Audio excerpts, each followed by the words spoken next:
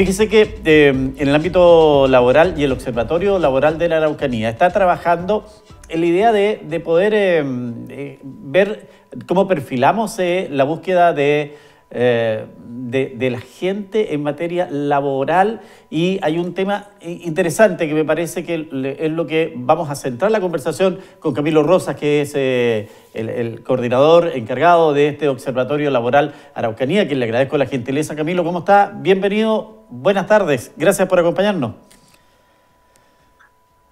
Buenas tardes, Miguel Ángel. Muchísimas gracias por la invitación. Por supuesto, eh, nosotros siempre aquí disponibles, así que cualquier cosa nos avisa. Sí, y es interesante este tema donde ustedes están precisamente buscando esto de... son como cosas nuevas en donde se podría tener trabajadores o gente que se dedique a estas labores. Sí, mira, este es un estudio denominado estos típicos estudios piloto, pero es un estudio que vamos a hacer nosotros, si bien nosotros somos el observatorio de acá de la Araucanía, pero este es un estudio que nos encargaron desde el nivel central, para que vean también que a veces del nivel central igual nos miran a nosotros como referentes para ¿Se decir, acuerdan del ok, sur? hagan ustedes este estudio a nivel nacional. Y aquí estamos, vamos a trabajar a nivel nacional en un estudio sobre un área que es bien particularmente importante, creo yo, para nosotros, especialmente, bueno, no le tengo que explicar ni a ti ni a la gente los niveles de contaminación que tenemos aquí en Temuco. Así es. Y tiene que ver con este sector de acondicionamiento térmico. O sea, efectivamente hay una brecha, que es lo que nosotros queremos ver. Si hay un delta acerca de las personas que trabajan en este sector, que es un sector que pudiese ser relevante, y mucho a partir del surgimiento de estos planes de descontaminación ambiental. Surge la necesidad de acondicionar las casas, de reacondicionarlas, porque, Ujú. por supuesto, la contaminación surge, o en gran medida surge, por las casas, digamos así, hoy día acá en nuestra región y en otras también. Entonces, ahí, mientras mejor estén preparadas, estén las viviendas, al parecer es mucho más simple calefaccionarlas, y se requeriría de menos elementos, o de menos calefacción para poder cumplir esa labor. Entonces, se ha llegado a la conclusión, y es algo importante, de que es necesario hacer este recambio. Bueno, no vamos a hablar hoy día de lo que ha pasado en el pellet, que ha estado complicado, Sí, te iba a pero decir, evidentemente a propósito del pellet. sí, claro, pero el ir pasando a estas energías, que ahí sale harto mito de esas chimeneas que aparecen ahí, estas energías que contaminan menos, y además permiten, cierto, establecer mejores estándares de calidad para las personas, es algo relevante. Nosotros vamos a ir viendo cuáles son las brechas que existen, y ir entregando este diagnóstico, es decir, cómo solucionamos esto para que este sector funcione bien, y se puedan reconvertir las casas. Y hoy día el problema que tenemos es que la gente tiene que echarle directamente, en palabras sencillas, mucha leña a las distintas estufas que tienen, porque las casas están poco aisladas, y a veces ese tema es más relevante que incluso la calefacción. Me he dado cuenta de algunos detalles que se han ido generando en el transcurso del tiempo y del último tiempo. Desde la vivienda que normalmente era construida en madera y que tenía algunas falencias, quedaban particularmente por dentro, los revestimientos no eran tan importantes en ese tiempo, y se cerraba como terminara, ¿no? A ir innovando. Incluso hasta hace un tiempo se trabajó harto el SINCAP para la protección exterior de las viviendas. Los materiales también aquí son relevantes, Camilo, ¿verdad? Y por supuesto, los materiales son un tema súper importante, con qué se construye.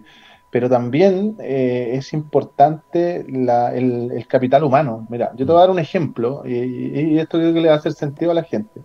La gente que tiene una estufa en su casa a pellet, por ejemplo, que ha habido se acondiciona en las casas, se les entrega un subsidio, o se les entrega una estufa directamente a pellet.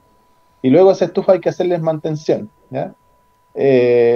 Por ejemplo, nosotros cuando queremos hacerle mantención a un tema eléctrico de la casa, sabemos que sí, contratamos a una persona que no tiene certificación eléctrica, vamos a correr un riesgo de que haya un Así es. cortocircuito, etcétera, etcétera, ¿ya? Si lo hace, se puede hacer igual, pero si lo hacemos, sabemos que cumplimos. Ahora, ustedes se han dado cuenta si es que las personas, con cariño digo yo, porque hay muchas personas que se dedican muy profesionalmente, pero si tienen alguna certificación con respecto a hacer esta Este limpieza de recambio. las estufas a pellets, ¿queda bien la limpieza? ¿Efectivamente se debe hacer así o corremos algún riesgo con aquello? Entonces, esas cosas, por ejemplo, son elementos que nosotros vamos a ir levantando y vamos a entregar propuestas de qué cosas hacer. Yo creo que me parece necesario que estos elementos estén regulados porque, claro, es complejo. O sea, si se nos inflama una de estas estufas a pellet, se incendia la casa y bueno, es una pérdida absoluta para las personas. Así que en realidad nosotros vamos a levantar también esas temáticas. Interesante ejemplo y tema que usted plantea. Y en este pequeño detalle, que no es pequeño, es un gran detalle, porque como dice usted, se inflama la estufa y la pérdida puede ser total. Entre los maestros, los constructores, el maestro que hace la pega, digamos el carpintero, hay capacitación en ellos, ellos saben qué material hay que usar en un sector determinado, se hace un estudio de la humedad que hay en ese lugar para construir adecuadamente una casa, o cuando le piden, sabe que yo quiero mejorar la condición acá, ¿qué me dice usted? ¿Hay también capacitación en este rubro? En general diría yo que en las empresas sí, las que hacen acondicionamiento térmico las hay, ¿ya? Pero no hay un estándar, no está estandarizado, no hay elementos estandarizados. Específicamente lo que yo mencionaba, por ejemplo, en el tema de la estufa a pellets, de las personas que hacen las mantenciones, no hay un estándar. No digo que no sean profesionales quienes estén trabajando en ese rubro. Hay muchos que yo opino que sí lo son, pero debemos tener un estándar para que la gente también tenga, cuando uno contrata a alguien, tenga la idea de decir, ok, este es el estándar, esto es lo que deben hacer y está bien hecho. Esas son las cosas que nosotros vamos a apoyar y vamos a ir levantando. ¿Qué son las cosas y cuáles son las brechas y cuáles son los elementos que se deben considerar, ¿cierto? En estas tecnologías que hoy día se están implementando y que la idea, como dice ahí ese programa de recambio de calefactores, que es un programa muy relevante, muy importante, ¿cierto? Cumpla bien, ¿cierto?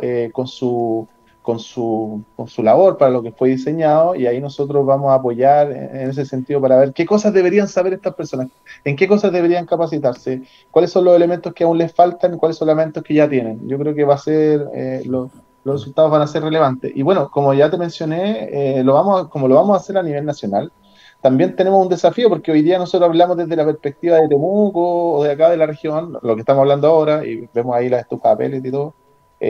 Pero claro, en otras regiones, en el norte, los estándares son distintos. Entonces, también vamos a aportar una mirada desde los distintos territorios, o sea, con esta mirada que nosotros siempre tenemos aquí en el IDER, bueno, tú nos conoces, acá en el Instituto de Desarrollo Local y Regional, que siempre damos una pertinencia local a las temáticas. Y también tenemos ahí un desafío de ir trabajando, porque cada región o cada macro región en este caso, por los temas climáticos, tienen características distintas y ahí, por supuesto, hay que ir adaptando esos estándares a las características de cada uno. Sí, a mí me parece, y con esto termino, Camilo, en orden a que hay temas nuevos que no solo es poner el instrumento, sino que también tener, como usted dice, cuidado en que el aporte humano sea el adecuado. Entiendo que hasta hace un tiempo, yo no sé si ahora ocurre eso, se instaló en algunas casas a propósito del revestimiento, a propósito de ayudar a lo que es la energía, se instalaron estos calefactores solares para ir consiguiendo calentar el agua. Básicamente es un aporte adicional a lo que hacen otros elementos como el gas y la energía eléctrica. Pero estos calefactores solares que se fueron instalando en varios sectores de la población. Uno de los problemas es que estos calefactores tienen que tener a lo menos una vez al año una revisión, como todo instrumento, pero no habían técnicos que pudieran hacer ese tipo de mantenciones. Y ha sido uno de los problemas que ha llevado a que los equipos comiencen a trabajar deficientemente o sencillamente dejen de operar. Sí, sí, tal como lo dice. O sea, yo di el ejemplo de la estufa de papeles, pero ese ejemplo también es muy pertinente. Evidentemente, para que estas tecnologías sean bien utilizadas, requieren de cierta mantención y requieren de personal calificado. Nosotros vamos a estar levantando cuáles son los elementos que se necesitan, cuáles son las capacitaciones que necesitan hacer, y ahí, por supuesto, como los observatorios laborales dependen del CENSE, el CENSE también se encargará en poder formar también personas que pudiesen aportar en esa oferta formativa, ¿cierto? Ahí tenemos un trabajo que en conjunto súper importante que hacer. Así que yo creo que en general, creo yo, la tecnología nos va a ir ayudando a poder reducir la contaminación. Yo creo que de eso no hay duda, ¿ya? Pero evidentemente también necesitamos tener a las personas capacitadas que trabajen en estos sectores y que le puedan ir dando mantención, porque si no, en realidad, como dices tú, en vez de ser una ayuda, va a generar un problema. Entonces, eso es justamente lo que nosotros queremos evitar, y creo que este estudio va a aportar en esa mirada de ir certificando a las personas y de ir generando capacitaciones, generando mejores competencias laborales, ¿cierto?, en las personas que trabajan en este sector para que pudiesen responder a los requerimientos de la población. Así es, efectivamente, y creo que la opción de capacitarse en estos temas nuevos permite también tener amplia demanda laboral posteriormente. Así que, así como fue en un momento las peluquerías, lo que era la elaboración de alimentos, prepararse ahí para hacer cócteles y todo eso, que tuvo en un momento, y hoy día hay una oferta inmensa de gastronomía de pymes, y no me cabe duda que ahí el CENSE hizo la pega y entregó los instrumentos necesarios. Ahora hay la oportunidad para anticiparse a elementos tecnológicos que nos ayudan en nuestra casa.